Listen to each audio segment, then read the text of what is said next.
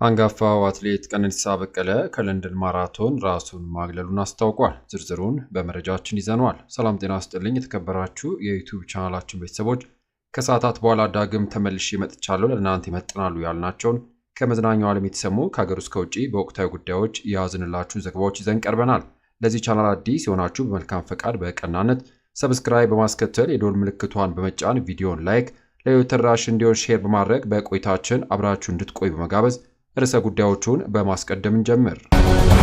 አቶ ጌታቸው ረዳ በመቀሌ ከጀነራል ታደሰ ወረደ የቀረበላቸውን የምስጋና ሽኝት መርሃ ግብር ግብዣ ውድቅ ማድረጋቸው ተገልጿል። በዝርዝር መረጃው እንመለከተዋለን። አስቸኳይ ስብሰባ በአቡነ ገብርኤል አስተምሮ ምክንያት ተጠራ። ዝርዝሩን በመረጃችን ይዘነዋል። በሌላ ዜና በትራምፕ አስተዳደር እግድ የተጣለበት የነበረው የአሜሪካ ድምፅ ቪኦኤ ወደ አየር እንዲመለስ ታዘዘ። ዝርዝሩን ታደምጣላችሁ። የአሜሪካ የውጭ ጉዳይ ሚኒስትር ወደ ኢትዮጵያ ሊያደርጉት የነበረውን ጉዞ መሰረዛቸውን አስታውቋል።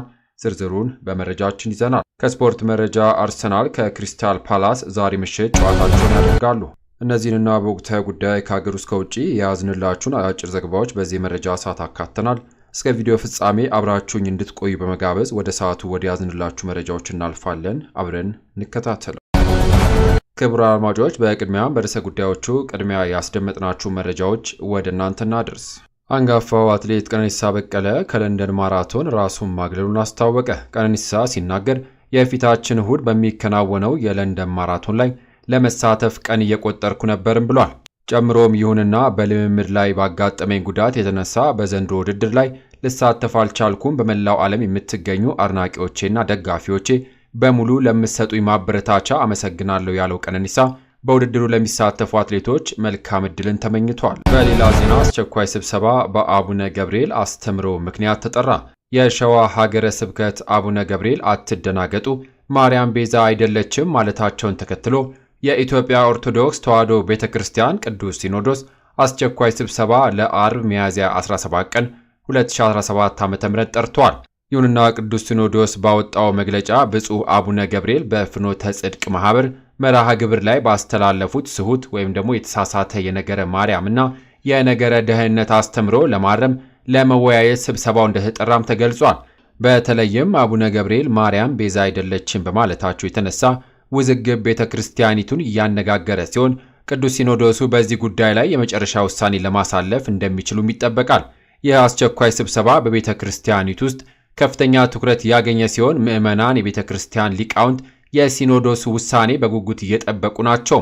ስብሰባው ከተጠናቀቀም በኋላ ቤተ ክርስቲያኒቱ በጉዳዩ ላይ ተጨማሪ መግለጫ እንደምትሰጥም ይጠበቃል።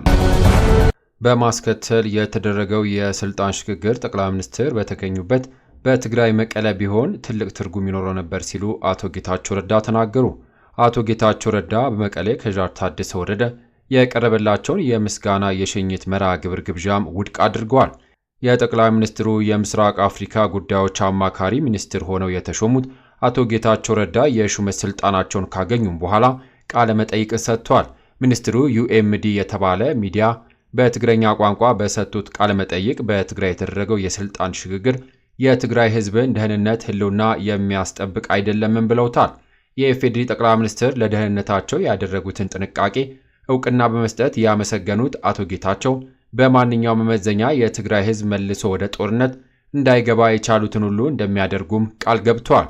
ይሁንና የፕሪቶሪያው የሰላም ስምምነት ከጫፍ እንዲደርስ አበክረው እንደሚሰሩ ገልጸው በትግራይ ክልል የተጀመረው የለውጥ ፍላጎት ወደ ኋላ የሚጎትት ማንኛውም እንቅስቃሴ ተቀባይነት የለውም፣ አይሳካምም ብለዋል።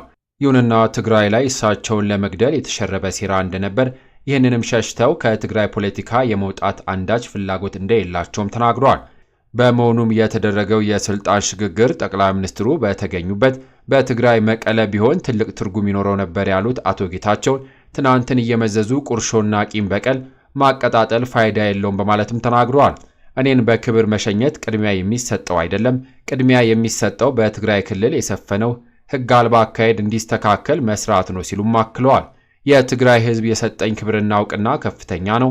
ከዚህም ክብርና እውቅና በላይ የምመኘው የምስጋና መድረክ የለም ሲሉ የገለጹ ሲሆን በአዲሱ የክልል ጊዜያዊ ርዕሰ መስተዳደር የቀረበላቸውን የምስጋናና የክብር የሽኝት ፕሮግራም እንደማይቀበሉትም አሳውቀዋል።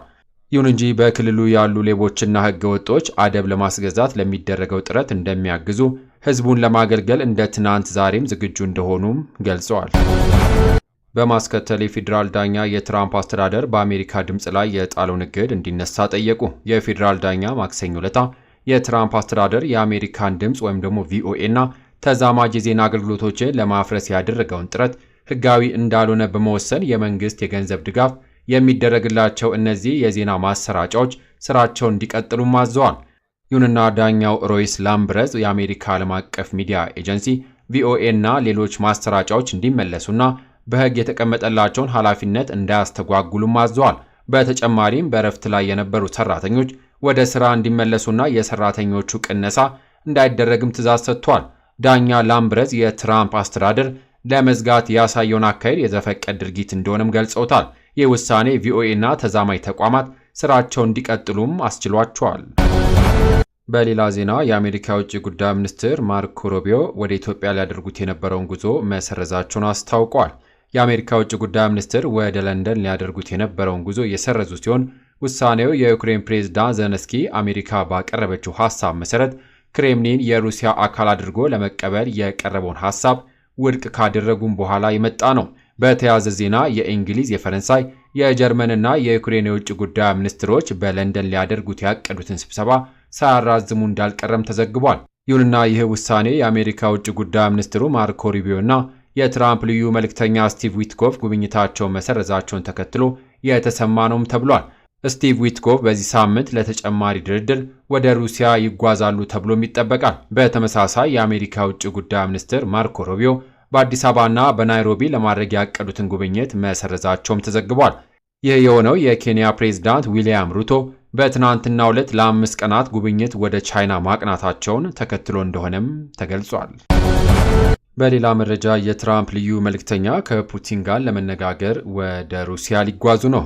የአሜሪካ ፕሬዝዳንት ልዩ መልእክተኛ ዊትኮፍ ከፕሬዝዳንት ቭላዲሚር ፑቲን ጋር በዩክሬን ስላለው ጦርነት ለመደራደር በዚህ ሳምንት ወደ ሩሲያ እንደሚጓዙ ዋይት ሃውስ ማክሰኞ አረጋግጧል። ይሁንና ክሬምሊን ልዩ መልእክተኛ በዚህ ሳምንት ሞስኮን ይጎበኛሉ ተብሎ ይጠበቃል ሲልም አስታውቋል። የዋይት ሃውስ ቃል አቀባይ ካሮሊ ሊቪንት ለጋዜጠኞች እንደተናገሩት ወደ ትክክለኛው አቅጣጫ እየተጓዝን ነው ብለን ተስፋ እናደርጋለን ብለዋል። እናም ልዩ መልእክተኛው ስቲቭ ዊትኮፍ በዚህ ሳምንት ወደ ሩሲያ እንደገና በማቅናት ከቭላዲሚር ፑቲን ጋር መነጋገራቸውን ይቀጥላሉም ተብሏል።